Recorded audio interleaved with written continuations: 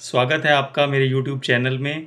और आज हम डिस्कस करने वाले हैं इनकम टैक्स फॉर्म्स के बारे में। तो आपको पता ही होगा कि इनकम टैक्स रिटर्न फॉर्म भरने से पहले हमें सबसे पहले करेक्ट इनकम टैक्स फॉर्म का सिलेक्शन करना पड़ता है। यदि हमने करेक्ट इनकम टैक्स फॉर्म का सिलेक्शन नहीं किया तो हमें इनकम टैक्स ऑफिस की तरफ से नोटिस भी आ सकता है। सबसे पहले हम डिस्कस करेंगे हु शुड फाइल ITR। तो लोगों को लगता है कि मेरी इनकम तो साल की 2 लाख है, 3 लाख है, 4 लाख है, 5 लाख है, तो मुझे क्यों इनकम टैक्स रिटर्न फाइल करना चाहिए। लेकिन मैं आपको आज बताने वाला हूं कि जिसकी इनकम 5 लाख से कम है उसको भी ITR फाइल करना चाहिए, क्योंकि उसके बहुत सारे बेनिफिट हैं। एक और इम्पॉर्टेंट बात, आप जब भी सैलरी लेते हैं तो अपने एम्प्लॉयर को कहिए कि साल में कम से कम 100 रुपये TDS ज़रूर काटें, ताकि आपको फॉर्म 16 भी मिले। फॉर्म 16 के भी अपने बेनिफिट होते हैं, क्योंकि वो आगे जाके आपके लिए एक बहुत अच्छा डॉक्यूमेंट्स बन सकता है। तो आइए हम डिस्कस करते हैं कि क्या क्या बेनिफिट है जिनकी इनकम एग्जेम्पशन लिमिट से कम है। स्टिल उन लोगों को भी इनकम टैक्स रिटर्न फाइल ज़रूर करना चाहिए। फाइलिंग इनकम टैक्स रिटर्न में भी कम्बरसम, बट इसके जो बेनिफिट्स हैं वो बहुत ज़्यादा हैं इस प्रॉब्लम से, क्योंकि हमें ITR फाइल करने में 2-3 घंटे लग जाएंगे, लेकिन जो उसके बेनिफिट हैं उसका हम सालों तक फ़ायदा उठाएंगे। कुछ लोगों के लिए ITR मैंडेटरी है और कुछ के लिए वॉलंटरी। तो जिनके लिए भी वॉलंटरी है उनको भी ITR ज़रूर फाइल करनी चाहिए, वो भी टाइम से पहले। देखिए, पहला बेनिफिट है hassle free access to loan and credit facility. आप जानते हैं कि जिनकी इनकम कम है उनको आज या तो कल लोन या क्रेडिट कार्ड ज़रूर लेना पड़ेगा। और यदि आप ITR फाइल नहीं करते तो आपको लोन और क्रेडिट कार्ड लेने में बहुत ज़्यादा प्रॉब्लम आने वाली है, क्योंकि फाइनेंशियल इंस्टीट्यूशन सबसे पहले आपकी ITR देखेंगे कि आप रेगुलरली ITR फाइल कर रहे हो या नहीं। तो सबसे पहले हमें ITR ज़रूर फाइल करनी चाहिए, क्योंकि हमें कभी ना कभी लोन या क्रेडिट कार्ड का यूज़ ज़रूर करना है, और इससे हमारी क्रेडिट हिस्ट्री बनती है और सिबिल में हमारा जो स्कोर है वो अपडेट होता है। दूसरा बेनिफिट है इजी वीज़ा प्रोसेसिंग। मान लीजिए आज की डेट में तो आप इंडिया में रहने की प्लानिंग कर रहे हैं, लेकिन फ्यूचर में कभी आपको इंडिया से बाहर जाना पड़े तो जो वीज़ा प्रोसेस है उसमें भी बहुत सारी कंट्री आपका ITR मांगती हैं, तो आपको ITR की कॉपी वह देनी पड़ती है। तीसरा बेनिफिट देखिए, जो ITR है वो इनकम और एड्रेस के प्रूफ की तरह भी काम करता है। मान लीजिए आपके पास कोई डॉक्यूमेंट प्रूफ नहीं है, लेकिन आपने ITR रेगुलरली फाइल किया है, तो वो आपका एड्रेस प्रूफ की तरह भी सबमिट कर सकता है। और कुछ लोग आपकी इनकम का ब्यौरा मांगते हैं कि आपके पिछले सालों में कितनी इनकम थी, तो आप ITR को दिखाकर ये शो कर सकते हैं कि पिछले सालों में आपकी इतनी इनकम थी और जिसकी आप regularly income tax return file कर रहे हैं। For obtaining tax clearance certificate, चौथा बेनिफिट ये है कि कई बार हम कोई हाई वैल्यू ट्रांजैक्शन कर देते हैं या फॉरेन ट्रांजैक्शन करते हैं, तो उसके अंदर जो tax clearing certificate income tax act से मिलता है, तो उसके लिए भी हमें ITR की ज़रूरत पड़ती है। तो यदि आपने ITR फाइल नहीं की तो आपको टैक्स क्लियरेंस सर्टिफिकेट भी नहीं मिलेगा। पांचवा बेनिफिट है makes one eligible for government tender. तो मान लीजिए फ्यूचर में आप गवर्नमेंट के साथ काम करना चाहते हैं और गवर्नमेंट के टेंडर लेना चाहते हैं, तो उसके लिए भी गवर्नमेंट आपसे एक प्रूफ मांगती है कि आप अपने पिछले सालों के ITR दीजिए। तो यदि आपने ITR फाइल नहीं किया है तो आपको गवर्नमेंट टेंडर भी मिलने में बड़ी मुश्किल होगी। Act as proof of accumulated income, मान लीजिए कि आपके पास कुछ सालों बाद अच्छी खासी सेविंग में अमाउंट जमा हो जाती है और उस टाइम पर कोई इनकम टैक्स से आपकी एक्यूमुलेटेड इनकम का प्रूफ मांगता है, तो यदि आपने ITR कॉन्टिन्यूस बेसिस पे भरा है तो आप वो ITR का प्रूफ दिखा सकते हैं कि देखिए मैंने हर साल इतनी इतनी इनकम दिखाई है।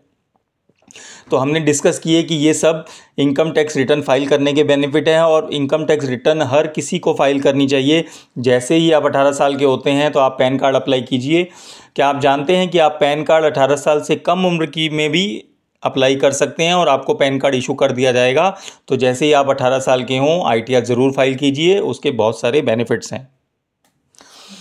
Income tax return for individual, अब हम देखते हैं कि लास्ट डेट जो है इनकम टैक्स रिटर्न फाइलिंग की इंडिविजुअल के लिए असेसमेंट ईयर 2023-24 की 31 जुलाई है, जो कि सिर्फ 20-21 दिन रह गए हैं।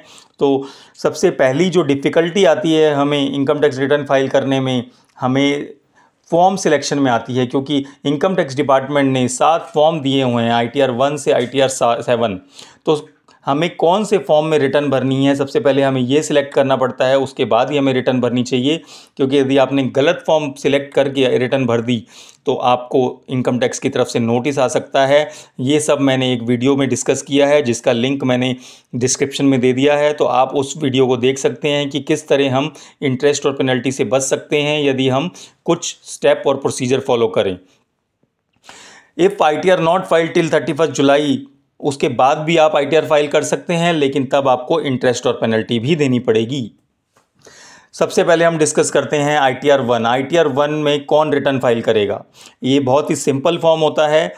इसमें रिटर्न फाइल करने वाला जो व्यक्ति है वो रेजिडेंट होना चाहिए, उसकी इनकम 50 लाख रुपए तक होनी चाहिए, उसकी income salary, pension, one house property से हो सकती है, अदर सोर्सेज से हो सकती है, और उसकी जो एग्रीकल्चर इनकम है वो 5,000 से कम होनी चाहिए। यदि उसकी एग्रीकल्चर इनकम 5,000 से ज़्यादा है तो वो ITR 1 यूज़ नहीं कर सकता।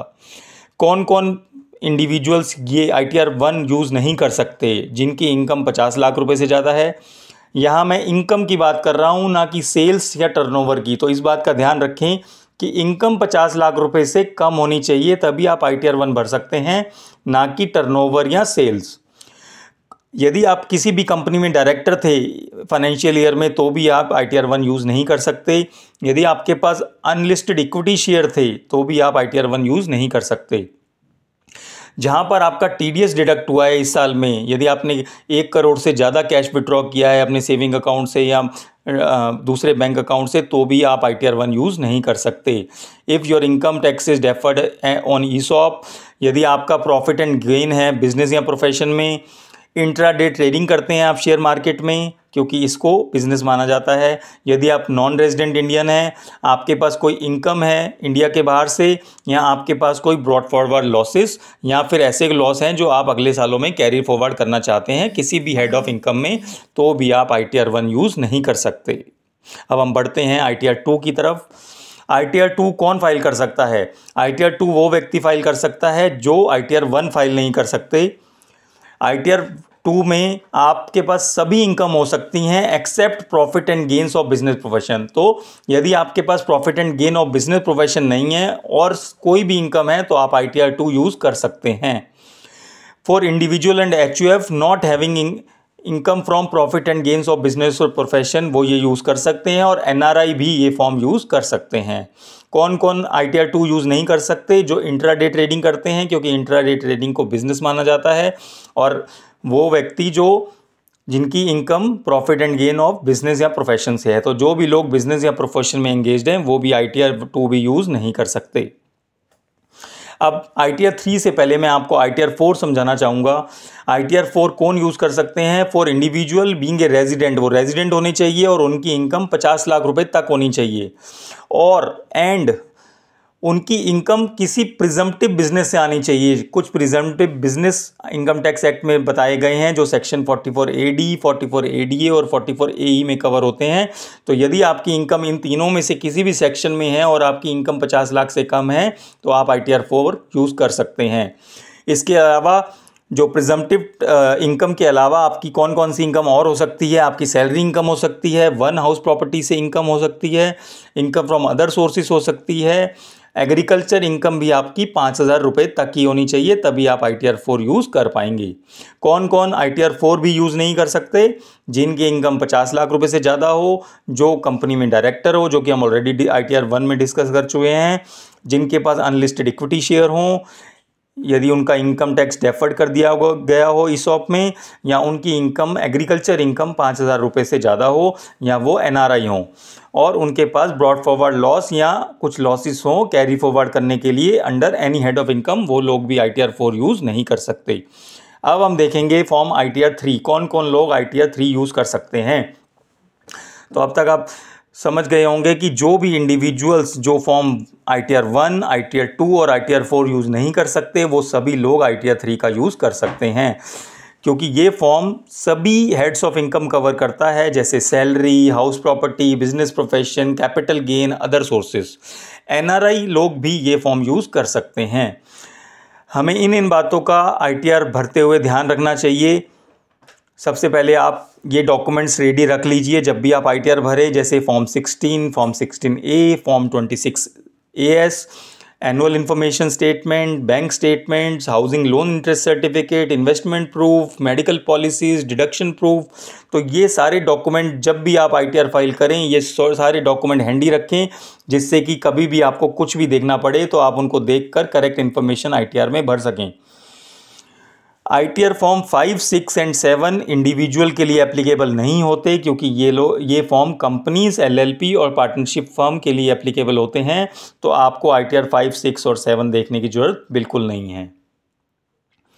आशा करता हूं कि इनकम टैक्स फॉर्म पर मेरा ये वीडियो आपको पसंद आया होगा और आप ये वीडियो अपने फ्रेंड्स और रिलेटिव्स में शेयर करेंगे, ताकि ज़्यादा से ज़्यादा लोगों को इसका बेनिफिट मिल सके।